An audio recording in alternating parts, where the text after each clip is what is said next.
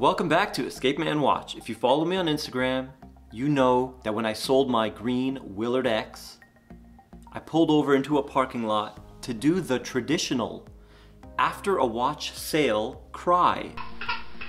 It was a tough moment, but today the tide has turned and we have a Willard X back on the channel. And you know what? I love it so much, I'm probably gonna put my own money down and keep this one. Honey, we have a baby on the way. No new watches. Well, you know, the thing is, I said no. Yes, sir.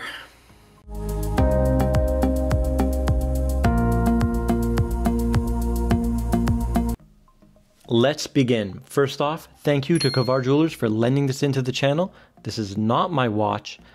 I did have one on order, but they were supposed to get 4 and they only got 3, and I was the 4th man out, so I will not be getting a blue Willard X, unfortunately, unless one of the buyers backs out. Don't hit me with it. Just give it to me straight. What are my chances? Not good. Now let's get into the watch. First, a little bit about the history. This is the most important and most iconic Seiko watch for a couple reasons. It became famous in pop culture in what people are calling an epic movie. Apocalypse Now, Martin Sheen wore it, and it was a movie about the Vietnam War. And another piece of history is this watch was actually worn by soldiers in the Vietnam War. They were constantly buying them from the PX store. The watch had a reputation for being rugged and a tank. And I can attest to that. My first Willard took a lot of abuse and kept going 0 seconds a day no matter what I threw at it. And yeah, if you follow me on Instagram, you know the story of the green Willard. Now, another historical reason that this watch is special is a man named Naomi Yumira. He was the first man to go to the North Pole solo.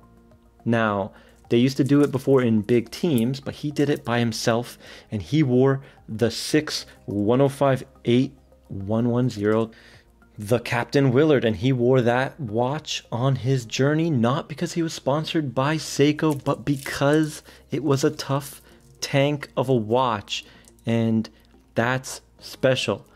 But when I see the distance he covered, I think we should give a little bit more props to the dogs. I think he used a dog sled. Guys, correct me down in the comments. Did he use a dog sled? And but if we check the paws, the whole dog sled team would have probably had Willards on their paws or wrists.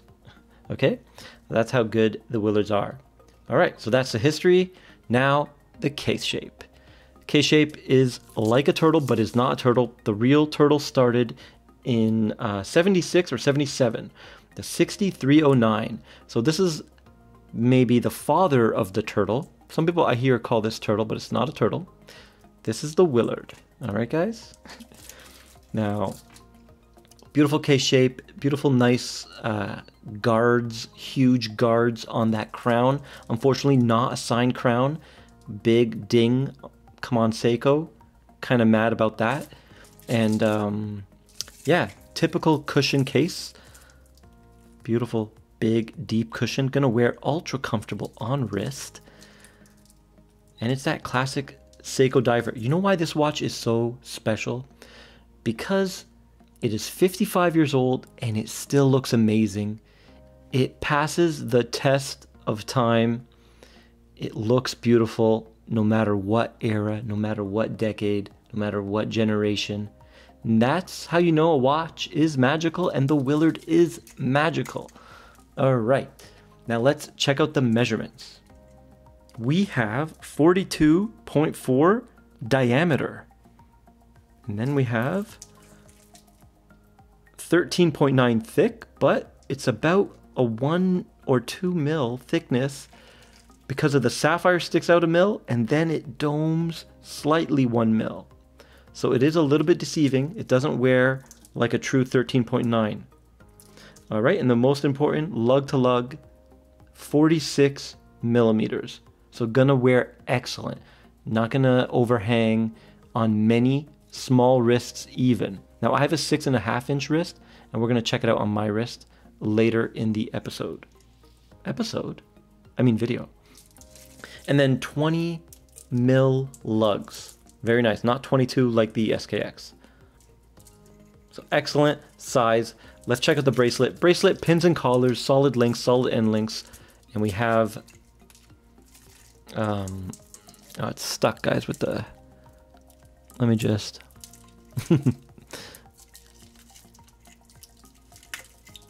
all right. Okay, it broke the plastic. Damn it. All right. Okay, so we have a milled clasp, and there's the case back. Some people complain that it's pins and collars, but I have it here on my 63 mass, and it's very assuring. It won't, you're not gonna worry about the screws slipping out, so don't worry too much about it. A little bit of a hassle to size at first, but then once you do, you forget about it. All right, so decent bracelet, not amazing. Fit and finish, I think a little bit better than the 63 mass, and not loose. Yeah, it's pretty stiff. Bracelet, pretty good. Now the bezel and the bezel insert. Bezel turns super smooth and premium. Feels like a hot knife going through butter with slight resistance. Amazing. I love the feel of Seiko bezels. Everything lines up. The loom pip, the chapter ring, the hands. This one's a good one. All right, and now the insert is aluminum, my favorite type of insert. This one is stainless steel, which would probably be my second, and then Seiko blasted it with, I think, titanium carbon, some kind of a coating. All right, but I love the aluminum because it will patina. And I love patina. I love when a watch ages with you, a watch grows with you, and it sees what you see. And then when you're old and gray and your watch is old and gray, it just means more, especially when you pass it down. Imagine passing down a Submariner with sapphire everything and ceramic. Ceramic is rocks, so it doesn't scratch. It's gonna look new, which is great, but then it's not gonna have that vintage feel. It's not gonna feel old, which kind of is special. And I don't know why, but I'm a fan of patina, and I prefer aluminum bezel inserts over anything. The new Tudor Black Bay in blue, beautiful blue aluminum bezel. That new Christopher Ward chronograph, beautiful blue aluminum bezel. It's just the way the paint orange peels or something. It just looks special. So I used to be big into ceramic sapphire inserts, and then all of a sudden something snapped and I just prefer aluminum. I think if the Tudor Black Bay had a well, it could be sapphire or ceramic insert, I don't think I would be into it as much as I am. I do like that watch and hope to get one day, but the aluminum insert is actually a big draw for me. Okay, that's the long rant on that. The sapphire crystal does have AR coating on the underside, and it has a nice bevel. Look at that beautiful bevel catching the light all the way around, and a nice subtle dome. There we go. Absolutely stunning. Now the hands are half polished and half brushed. I love that magic trick. They did it on the 63 mass. And no matter where the sun is or the light in the situation, the brush and polish is going to accentuate the hands. Half of it's going to catch the light, and then you're going to see the time. So legibility is amazing. And yeah, no matter where, you can see the hands. Let's see if everything lines up.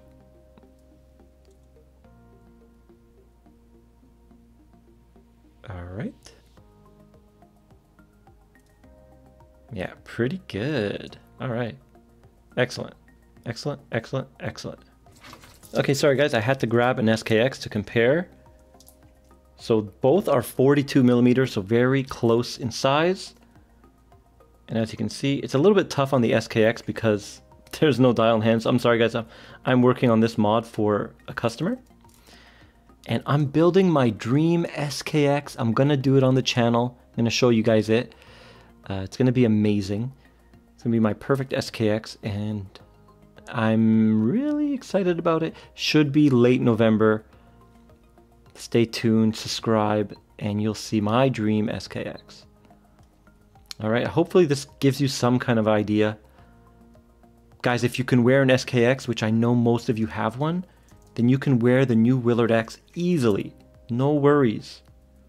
They have the same wrist presence, but maybe the Willard a little bit more sleek, a little bit more wider and squat. SKX a little bit more top heavy. Yeah. All right, now let's check out the weight.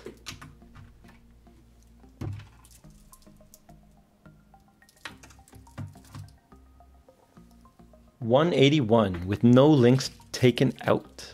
So pretty heavy, but once you take some links out, I would wear this on the strap all day, every day. I prefer the strap. The only reason why I'm wearing this on the bracelet is because I don't have the strap. I need to find the black strap from the 147 to put on this. This is an SPB183, believe it or not. Okay, now let's check it out on the Timegrapher. But first I gotta wind it up. I'm gonna edit my winding up because this thing is empty, it's brand new, and it's never been fully wound. I'm gonna mute it. Ooh, a little bit of beat error, 0.3, but very strong amplitude at 308. Not a lot of snowflakes, basically zero, and doing -6 seconds a day. So pretty good movement, not the best, but pretty good. Now this one is the 6R35A 24 joules hack hand wind, 21.6 VPH, 70 hours of power reserve is the big draw, and it's a great movement. They can be deadly accurate. This is for Michael, one of my subs. He loves the sound of the Timegrapher, so put it back on for him. All right, that's enough. All right, 0 seconds a day. Wow, so this is a good one. Man, everything on this lines up. Hands, chapter ring printed on perfectly. The bezel pip at 12, and the movement perfect. So can you get lucky and get a perfect Seiko? Yes, you can. It's called the Seiko Lottery. Let's check the loom. Okay, there's the loom, and it is amazing. As usual, Seiko Luma Bright doesn't disappoint at all. Very strong, very nice. Cannot complain. And I even have a light on in the back. You guys can't see it, but it's making the light weaker. If it was pitch dark, this effect would be even stronger. Okay guys, my closing thoughts, and the most important is the price. 1,400 USD. That is the official Seiko pricing. I see a lot of ADs from Japan, Singapore, on the online Japan stores. They're a little bit higher. They're pricing them at 1,450, some even 1,500. So they're a little bit gouging on this one. I don't like it. Not a fan of the gouging. So wait, there's 5,500 pieces of this limited edition. That is a lot. That's not really a limited edition. Kinda is, because Seiko has so many millions of fans, but I've experienced the limited edition at 5,000 before with the 63 mass and with the Blue Lagoon turtle. So they're a little bit harder to get, but you can get them if you really want them. They're not impossible. So it's not like a ridiculous limited edition. It's just a limited edition that makes it a little bit more annoying to find. That's it. So guys don't pay the higher prices that the ADs are asking. I don't even think they're allowed to do that. And some of them are saying that they're giving a discount and it's still higher than the 1400 USD. So I don't know. Take it with a grain of salt, but this watch is special. It does matter. It has history. It's iconic. It's been in pop culture. It's been used in war. It has achievements, and it has a timeless design that just lives forever and always looks good. And it's just classically Seiko. So if you're a Seiko fan, this is the one to have, in my opinion. This is probably my favorite Seiko watch right now out of all the Seiko watches, which is, I know, insane because they have a lot of icons. But I think this one, 100%, my favorite. All right, look at it in that half lighting. Stunning. That blue, sunburst, dark blue is amazing. It kind of reminds me of the Blue Alpinist a little bit. Kind of has that same tone of blue. Not the same matte finish, but that same color richness. I really love it. And the poor man's Rolex made blue the color of 2020. So you know which one I'm talking about. I bash on it all the time for some reason, but I like it, so it's okay. So anyways, if you like this video, please like, share, and subscribe, and I'll see you in the next one.